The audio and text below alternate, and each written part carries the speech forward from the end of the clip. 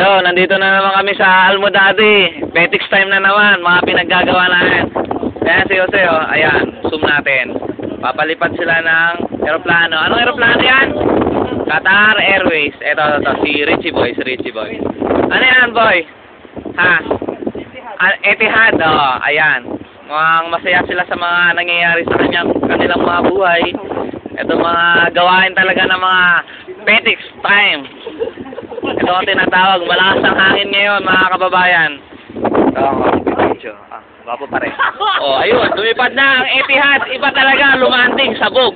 Sabog yung aeroplano ng Etihad. Ayan na, mga kaibigan. Ito, pakita natin, zoom natin. Ayun yung magandang tanawin dito sa Almodati.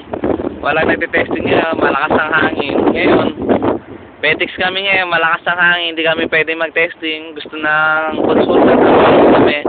So, sinabi namin na hindi pwede dahil malakas, delikado. Safety first, safety. Ayan, si Jose, masayang masaya. Nagbalik sa kanyang pagkabata. Ayan, si Michael. Kel, ano masasabi mo, Kel, sa mga pangyayari ngayon? Malamig. Aray ko, muntik na ako. Malamig dito, malamig. Malamig, ayan. Ayan si Michael, naka 2 days, 3 days na dito. 3 days na dito, ilang taon na lang. Ayun, si Richie Boy. Sana? Ayun, umagsak na yung aeroplano. Dumanding na yung Qatar Airways ni Jose. Ayan, my friend. Kalas? No. Ayan, yung mga video namin dito. Maganda ang tanawin namin dito. Eto, Petix lang kami, napakalakas na hangin. Eto, haba ng buhok ko. May muta-muta pa ako Ayan, gagawa na naman sila ng mga aeroplanong papel. Ano ba gamit mo? Ano ba paggawa ang gamit mo? Ano to? Hindi ba paniki? Hindi paniki? Ayan. Pinagpupunit na yung mga katalog ng aircon.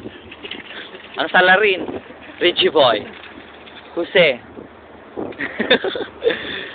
Ayan, mga kaibigan. Ayun, may namimingwit pa. Zoom natin.